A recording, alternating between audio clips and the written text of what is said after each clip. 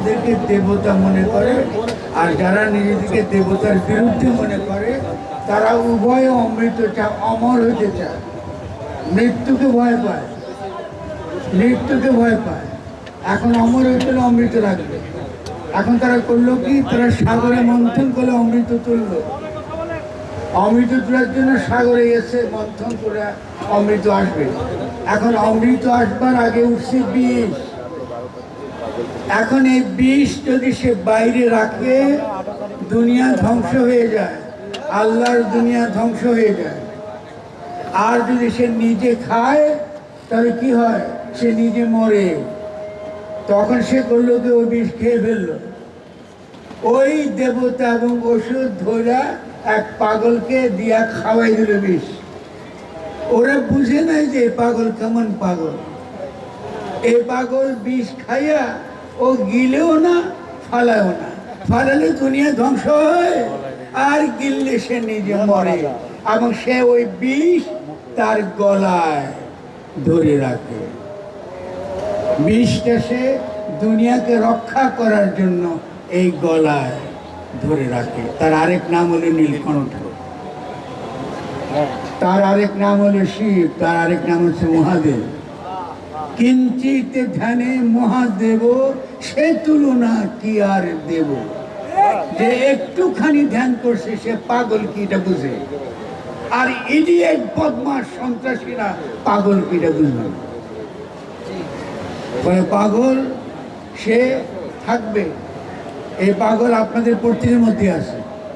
ওই পাগল যদি চলে না যায়, চলে তাকে মেরে ফেলেন, যে সৃষ্টিকে ধ্বংস করার জন্য বিষ ধারণ করতে রাজি। জুলাই গণ অভ্যুত্থান যখন হয়েছে তখন বুলেট দিছে যে সামনে, ওটা পাগলই ছিল। ও পাগল না হলে নিজের জীবন সে কি করে আপনার দিয়ে দিল ওই জায়গাতে।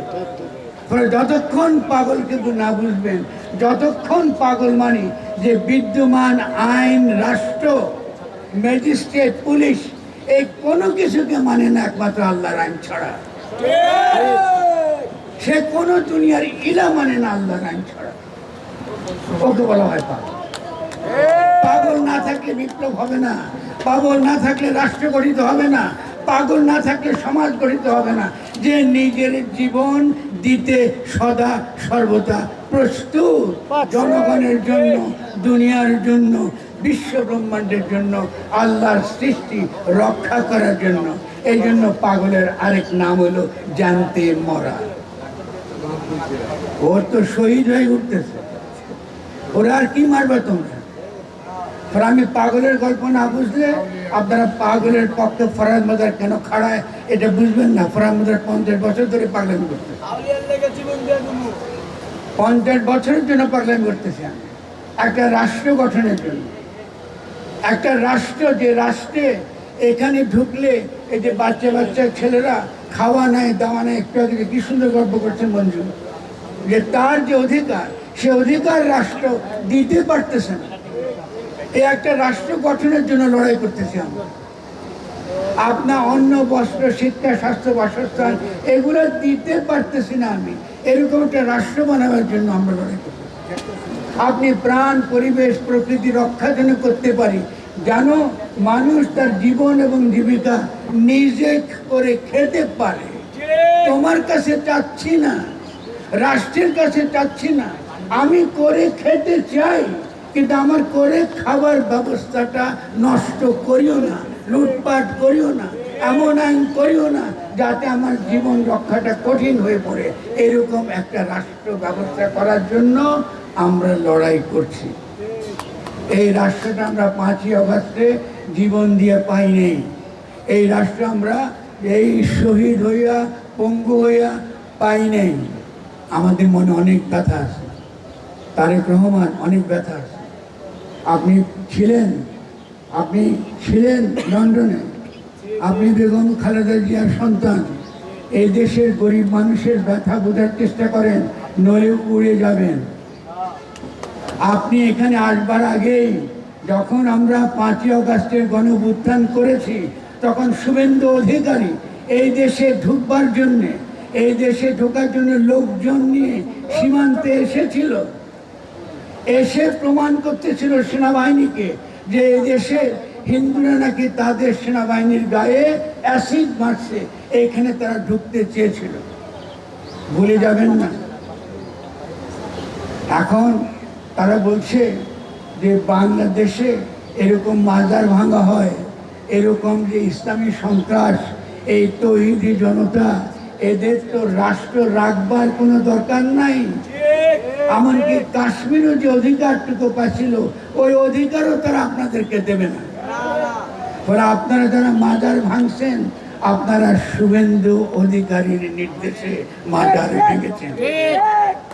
হিন্দুত্ববাদীদের আধিপত্য, তারা মসজিদ ভাঙছে, তারা বিভিন্ন ধর্মের এলাকা ভাঙছে, মানুষের ভক্তির জায়গা ধ্বংস করছে এবং সমস্ত ভারতবর্ষকে একটা বিরোধের মধ্যে ঢুকিয়ে দিচ্ছে, একটা যুদ্ধক্ষেত্র তৈরি করছে, পুরো উপমহাদেশকে যুদ্ধক্ষেত্রে পরিণত করছে।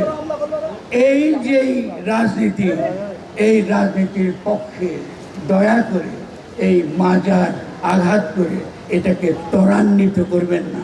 শুভেন্দু অধিকারী এখন কিন্তু পশ্চিম বাংলায় বিজেপির মুখ্যমন্ত্রী, বিজেপির দলের। তিনি যে নীতি, ইসলাম নির্মূল নীতি, এই নীতি তিনি বাস্তবায়ন করবেন। ফলে ইসলামের সত্যিকারের যে জায়গা, আমাদের রসুলকে আমরা বলি তিনি রহমতুল্লাহ আলামিন, সারা দুনিয়ার জন্য তিনি রহমত।